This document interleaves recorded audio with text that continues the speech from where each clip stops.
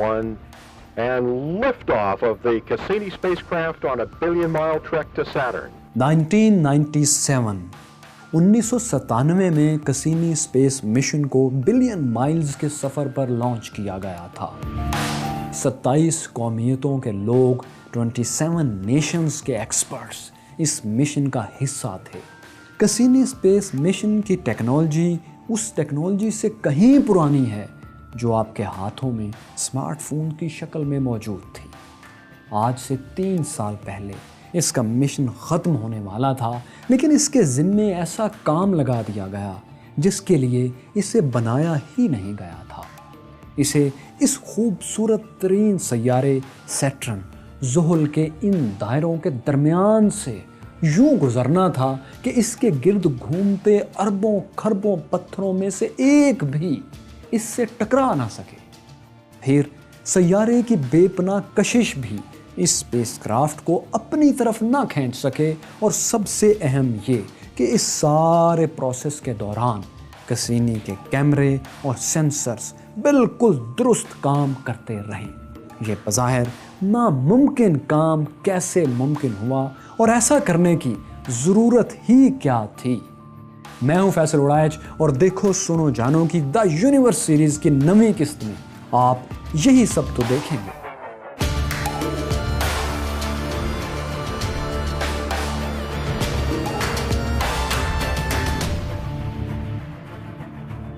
हमारे solar system निज़ाम शमसी का नगीना ये सैयारा ज़ुहल प्लैनेट सैटर्न है। यहाँ दिन 11 घंटे का और साल ज़मीन के हिसाब से 29 बरस का होता है, 29 ईयर्स। मरीख और जुपिटर के बरअक्स हम इस सैयारे के बारे में बहुत कम जानते हैं। चंद बरस पहले तक हम ये बिल्कुल नहीं जानते थे कि इस सैयारे सैटर्न, जिसकी सतह गैस के गहरे बादलों में ढकी नज़र आ रही है, क्या यही मुकम्मल सैयारा है? क्या पूरा सैटर्न गैस ही का बना हुआ है, या नीचे कोई सख्त चट्टान भी है जिसके गिर्द ये भागते दौड़ते बादल लिपटे हुए हैं? क्यूरियस माइंड्स के लिए ये बेइंतहा अहम सवाल था। मुतजस्सिस दिमागों की प्यास बुझाने के लिए कसीनी स्पेसक्राफ्ट परवाज़ तो कर रहा था, तस्वीर भी इस सैयारे की बना रहा था, लेकिन मसला ये था कि ये तस्वीर 1,00,000 किलोमीटर दूर से, बल्कि इससे भी दूर से बनाई जा रही थी। भला ऐसा क्यों था? वो इसलिए कि आप ज़रा इन दिलफरेब दायरों को, इन रिंग्स को देखिए। ये दूर से दायरों में फैली लकीरें दिखाई देती हैं, लेकिन असल में ये बर्फ़ के अरबहा टुकड़े हैं जो सैटर्न के गिर्द दायरों में घूम रहे हैं। इन बर्फ़ के ज़र्रात की जिसामत, इनका साइज़ एक मामूली रेत के ज़र्रे से एक बड़े पहाड़ जितना होता है। ये अरबों खरबों बर्फानी टुकड़े सैटर्न के गिर्द 90,000 किलोमीटर तक फैले हुए हैं। इसीलिए स्पेसक्राफ्ट कसीनी को भी हर सूरत सैटर्न से 1,00,000 किलोमीटर से भी कहीं दूर से परवाज़ करना होती थी, क्योंकि अगर ये इससे ज़्यादा करीब जाने की कोशिश करता तो इन अरबों खरबों पत्थरों का कोई भरोसा तो था नहीं। एक भी पत्थर कसीनी से टकरा जाता तो इसका खेल ख़त्म। कसीनी के इतने पुर्जे होने थे कि ढूंढे से इसका निशान नहीं मिलना था। इसीलिए ज़रूरी था कि इसे इन पत्थरों से बचाकर सैटर्न के करीब से गुजारा जाए और सैयारे की सतह की करीब तरीन तस्वीर ली जाए। तो इसके लिए एक नाकाबिले यकीन प्लान बना। सैटर्न के गिर्द ये जो रिंग्स हैं, इन्हें 4 और 4 से ज़्यादा की कैटेगरीज में तकसीम किया जाता है। सबसे पहले ये ए सबसे बाहर वाला रिंग, फिर बी, फिर सी, और ये सबसे आखिर में सैटर्न के सबसे करीब रिंग डी। अब इस आखिरी रिंग डी और सैटर्न की सतह के दरमियान महज 2000 किलोमीटर का एक बहुत ही छोटा सा गैप है।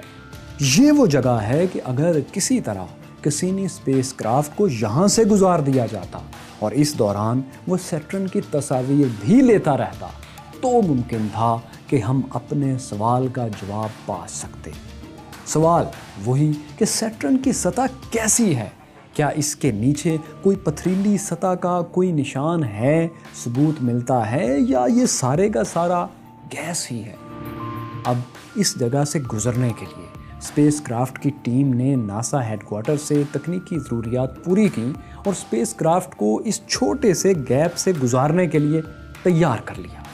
لیکن یہاں بھی ایک پوشیدہ خطرہ تھا جو سب کے ذہن میں تھا۔ وہ یہ کہ کوئی یہ نہیں جانتا تھا کہ بظاہر یہ خالی جگہ واقعی خالی ہے یا اس میں کہیں کوئی اکا دکا پتھر گھوم رہے ہیں، کیونکہ اگر اسپیس کرافٹ کسینی سے اس دوران ایک بھی پتھر ٹکرا جاتا تو ظاہر ہے کسینی کا کام تمام۔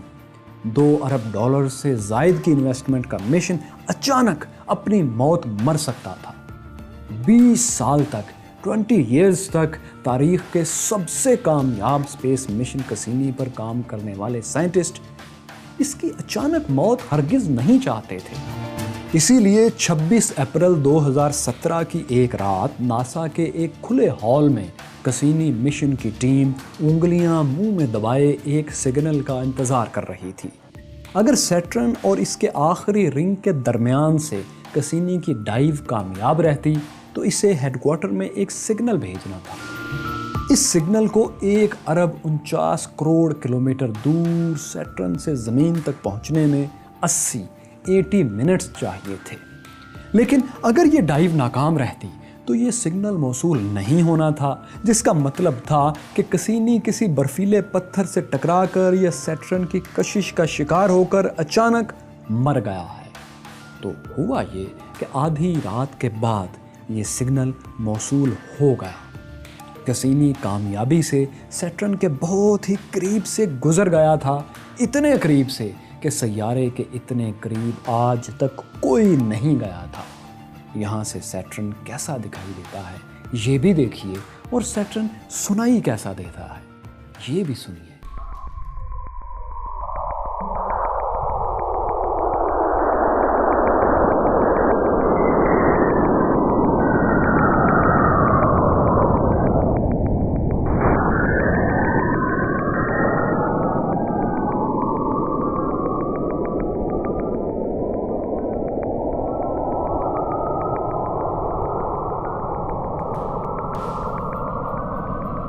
ایک کامیاب ڈائیو تو مکمل ہو گئی تھی، لیکن یہاں سے وہ اصل مشن شروع ہونا تھا جس کے لیے یہ ایکسپیریمنٹل ڈائیو کی گئی تھی۔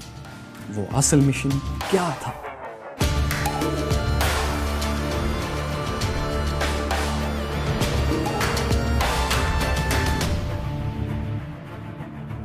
کامیاب ڈائیو کے بعد اب کسینی کو اگلے 5 ماہ میں کئی بار سیٹرن کے اتنے ہی قریب سے اسی تنگ سی سپیس میں سے کئی بار گزرنا تھا، اور ہر بار خطرناک ڈائیو اتنی ہی خطرناک تھی جتنی پہلی بار، کیونکہ کسینی کا فیول بھی بس نہ ہونے کے برابر رہ گیا تھا۔ سپیس میں چونکہ فیول بہت کم چاہیے ہوتا ہے، اس لیے کسینی اس جگہ سے سیٹرن کے گرد 22 چکر لگانے میں بہرحال کامیاب رہا۔ کسینی کے 20 سالہ مشن کے بدولت ہم نے بہت کچھ جانا۔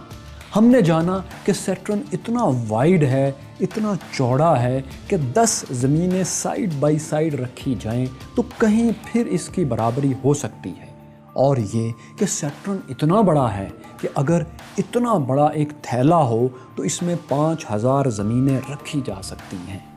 اب ایک طرف سیٹرن زحل اتنا بڑا اور دیو ہیکل ہے تو دوسری طرف اتنا ہلکا کہ اس سے بڑے سائز کا اگر ایک سمندر ہو اور سیٹرن کو اس میں پھینک دیا جائے تو یہ اس کی سطح پر ایک فٹ بال کی طرح تیرنے لگے گا۔ اسی مشن کے ذریعے ہم نے جانا کہ سیٹرن تقریباً سارے کا سارا گیس ہے۔ بہت نیچے مرکز میں ہیوی ایلیمنٹس یا پتھر اور برف کے ٹکڑے ہیں۔ یہ سیٹرن کا چھوٹا سا سخت کور ہے جو لیکوڈ میٹالک ہائیڈروجن گیس میں لپٹا ہوا ہے۔ اس کے اوپر سب سے موٹی تہ ہمارے سورج ہی کی طرح ہائیڈروجن اور ہیلیم گیسز پر مشتمل ہے۔ کسینی اسپیس کرافٹ وہ آخری مشن ہے جو سیٹرن کے اتنے قریب جا سکا تھا۔ ستمبر 2017 ہی وہ سال تھا جب کسینی مشن کو مکمل اور اسپیس کرافٹ کو تباہ کیا جانا تھا۔ 15 ستمبر کو کسینی نے سیٹرن کے ایک چاند ٹائٹن سے پش لیا اور اپنی ڈائریکشن، اپنی سمت کو تھوڑا سا تبدیل کیا۔ اب یہ سیٹرن کے اس رنگ کے درمیان سے نہیں بلکہ سیٹرن کے اندر کودنے والا تھا۔ اس کودنے اور ختم ہو جانے کے دوران کسینی کو زیادہ سے زیادہ وقت کے لیے اپنا اینٹینا مسلسل زمین کی طرف رکھنا تھا تاکہ وہ سیٹرن کی سطح کا آخری ڈیٹا بھی زمین پر بھیج سکے۔ اس کے لیے امریکہ اور آسٹریلیا میں بڑے بڑے ریسیونگ اینٹیناز کو فری کیا گیا تاکہ اس وقت وہ کسی اور مقصد کے لیے استعمال نہ ہو رہے ہوں۔ اسی دوران Cassini spacecraft planet Saturn کی سطح سے چند 100 کلومیٹر اوپر 1,00,000 کلومیٹر فی گھنٹہ سے بھی زیادہ کی رفتار حاصل کر چکا تھا۔ یہ رفتار اور سیٹرن پلانٹ کا ایٹماسفیئر اسے جلا کر پرزے کر دینے کے لیے کافی تھا۔ کسینی 20 سال کی مصروف اور کارآمد زندگی گزار کر اسی سیارے کی فضا میں ریزہ ہو گیا جسے جاننے کا مشن اسے سونپا گیا تھا۔ اب وہ ہمیشہ کے لیے سیٹرن کے ایٹماسفیئر کا حصہ تھا جہاں اب کوئی اسے ڈھونڈنا بھی چاہے تو نہ ڈھونڈ سکے۔ وجہ یہ ہے کہ سیٹرن کا ایٹماسفیئر زمین کی نسبت کہیں گہرا اور طاقتور ہے۔ اتنا طاقتور ایٹماسفیئر ہے کہ وہ سنگلاخ پہاڑوں تک کو کچل کر ریت بنا سکتا ہے، تو پھر یہ چند ٹن کا کسینی اسپیس کرافٹ کس کھیت کی مولی تھا۔ ہمارا 20 سال تک کا curious fellow Cassini space craft اب کہیں نہیں ہے۔ This has been an incredible mission, an incredible spacecraft, and you're all an incredible team. I'm going to call this the end of mission. Project Manager off the net.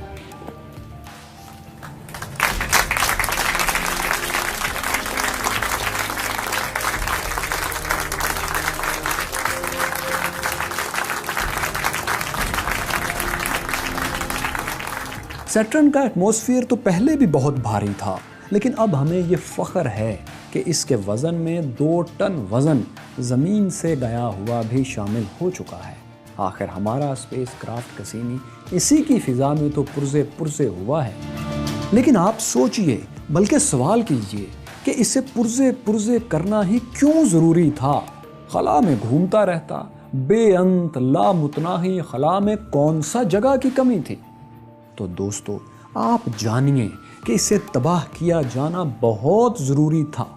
وہ اس لیے کہ ایک تو space craft کا fuel صرف 90 pounds رہ گیا تھا۔ اس لیے خدشہ تھا کہ کہیں فیول اچانک ختم ہونے پر یہ سیٹرن کے کسی ایسے چاند پر نہ گر جائے جہاں زندگی کے امکانات موجود ہیں۔ اگر ایسا ہوتا تو انہی چاندوں پر مستقبل میں فیوچر میں جانے والے مشن متاثر ہو سکتے تھے۔ اچھا، تو کیا سیٹرن پر زندگی کا کوئی امکان نہیں؟ نہیں، سیٹرن پر تو ہرگز نہیں، لیکن اس کے کچھ مونز پر، چاند پر زندگی کا امکان ہے۔ وہ کون سی جگہ ہے؟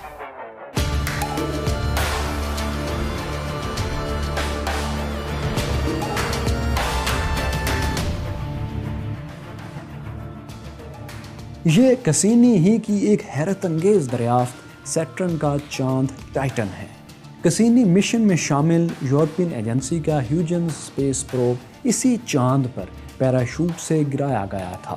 اس سارے مشن سے ہمیں پتہ چلا تھا کہ ٹائٹن کی سطح پر ایسے گول پتھر ہیں جیسے پانی کی جھیلوں یا دریاؤں میں ہزاروں سال پانی کے بہتے رہنے سے بنتے ہیں۔ ٹائٹن پر آج بھی نیلے سمندر ہیں اور بہت سی جھیلیں موجیں مار رہی ہیں۔ ہماری زمین کے بعد یہ واحد جگہ ہے جس کی سطح پر اس طرح کی جھیلیں یا سمندر پائے جاتے ہیں۔ بس فرق اتنا ہے کہ یہ سمندر اور یہ جھیلیں پانی کی نہیں، لیکوڈ میتھین اور ایتھین کی ہیں۔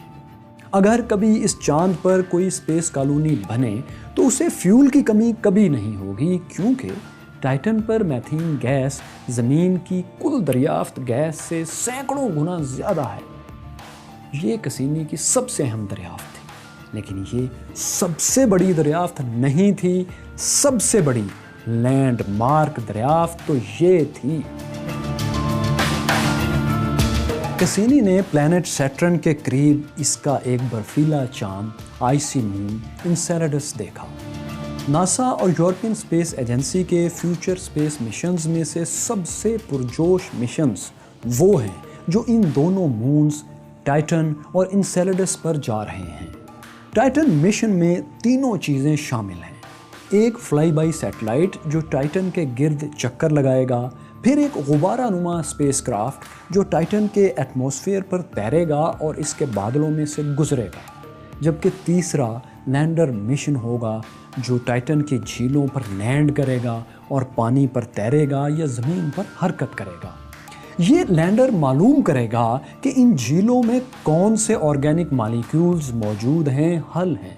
سیٹرن کے دوسرے چاند انسیلاڈس مون پر بھی ایک مشن جا رہا ہے۔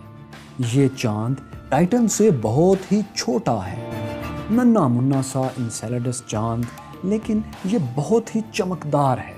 اس کی سطح پر برف کی موٹی تہہ ہے اور اس تہہ کے نیچے یوروپا ہی کی طرح گہرا سمندر ہے۔ یہ ہم اس لیے کہہ سکتے ہیں کہ اس کی سطح سے، سرفیس سے پانی کے فوارے پھوٹتے کسینی اسپیس مشن دیکھ اور دکھا چکا ہے۔ تو مائی کیوریس فیلوز، اگر ہم آپ کو بتائیں کہ سیٹرن وہ آخری سیارہ تھا جسے ہمارے آباء و اجداد جانتے تھے، تو آپ کو کیسا لگے گا؟ یہ ایک حقیقت ہے کہ سیٹرن وہ آخری سیارہ ہے جو زمین سے بغیر کسی دوربین کے نیکڈ آئی سے، خالی آنکھ سے دیکھا جا سکتا ہے۔ اس کے بعد یہ دائرے میں گھومتا نیلا سیارہ ہے جو ابھی کل کی دریافت ہے۔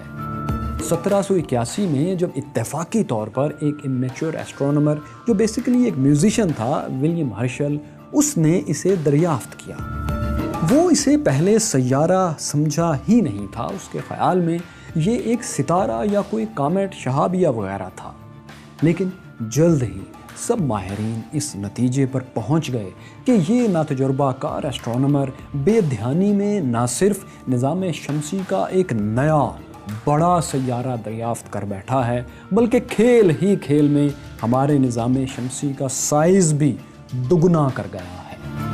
وہ یوں کہ اس سے پہلے یہی سمجھا جاتا تھا کہ سیٹرن تک سورج کی سلطنت ختم ہو جاتی ہے، ہمارا سولر سسٹم، نظام شمسی یہیں تک ہے۔ ہمارے بڑے بھی ہزاروں سال تک یہی سمجھتے رہے، اور وہ کیوں نہ سمجھتے؟ آخر یورینس تھا ہی اتنا چھپا ہوا، خلا کی تاریکی میں اتنا گم کہ کہیں 100 سال میں ایک بار ہلکا سا دکھائی دیتا تھا۔ وجہ یہ تھی کہ اس پر سورج کی روشنی بہت ہی کم پڑتی ہے، اتنی کم کہ جتنی زمین پر پڑتی ہے اس کے 1% کے آدھے سے بھی آدھی روشنی یورینس پر پڑتی ہے۔ سورج سے اتنا دور ہونے کا اتنا نقصان تو ہوگا نا، لیکن یورینس صرف اسی اعتبار سے نہیں، اور بھی کئی وجوہات سے بہت ہی عجیب ہے، اتنا عجیب کہ اس جیسا اور کوئی بھی نہیں۔ ایک تو اس کی حرکت ہی دیکھیے، تمام سیارے اپنے ٹاپ پر یوں سپن کرتے ہیں، لیکن یہ واحد سیارہ ہے جو اپنے سائیڈز پر یوں گھومتا ہے۔ اگر تمام سیارے بہن بھائی ہوں تو یہ ان میں وہ بچہ ہوگا جو رات کو اس وقت لائٹس جلا کر سونا چاہتا ہے جب باقی سب بچے لائٹس آف کرنا چاہ رہے ہوتے ہیں۔ بس اتنا الٹ ہے سب سے۔ یہی وجہ ہے کہ اس کا نام بھی سب سے الگ طریقے سے رکھا گیا۔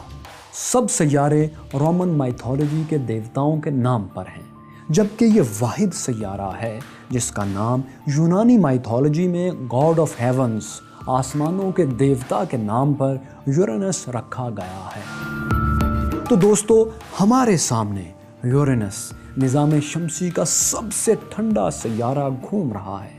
اس کا درجہ حرارت -223 -223 ڈگری سینٹی گریڈ ہوتا ہے۔ اس کے اتنا سرد ہونے کی ایک وجہ یہ بھی ہے کہ یہ سورج سے دور ہے۔ اسے ایک چکر لگانے میں، سورج کے گرد ایک چکر لگانے میں 84 سال 84 ایئرز لگتے ہیں۔ یعنی اگر آپ اس سیارے پر ہوں تو آپ کو سارے موسم دیکھنے کے لیے کم از کم 80 یا 90 سال کا ہونا پڑے گا زمین کے حساب سے۔ 1986 میں 1986 میں اسے پہلی بار اور اب تک آخری بار بہت قریب سے ایک لیجنڈری اسپیس مشن وائجر 2 نے دیکھا تھا اور یہ تصاویر بنائی تھی۔ وائجر 2 نے یورینس کے پاس سے گزرتے ہوئے اس کے 10 نئے چاند بھی دریافت کیے تھے۔ یورینس کے کل 27 معلوم چاند ہیں، لیکن ان میں سے یہ مرانڈا بہت بھدا سا ہے، اتنا بھدا کہ پورے نظام شمسی میں اتنا بد شکل چاند اور کوئی بھی نہیں۔ اسے دیکھیں تو یوں لگتا ہے کسی نے میلے ناخنوں سے مٹی میں اٹے ہوئے سخت جمے ہوئے مکھن کی کوئی گیند کھروچ کر پھینک دی ہو۔ پھر ستم یہ ہے کہ کھرچنے والے کے ناخن اتنے گہرے ہوں کہ ایک جگہ پر 12 میل تک دھس گئے ہوں۔ سائنسدانوں کا خیال ہے کہ یہ بھدے نشانات کسی دوسرے چاند یا پاس سے گزرتے کسی پتھر کے ٹکرانے سے بنے تھے، لیکن اب مشاہدہ ہے کہ یہ زخم دھیرے دھیرے بھر رہے ہیں، مندمل ہو رہے ہیں۔ لیکن مرانڈا کو انسیلیڈس یا یوروپا جیسا ہموار ہونے میں ابھی کروڑوں سال اور لگیں گے۔ لگتے ہیں تو لگتے رہیں۔ آپ یہ بتائیے، کیا آپ دبئی کے برج الخلیفہ سے نیچے کود سکتے ہیں؟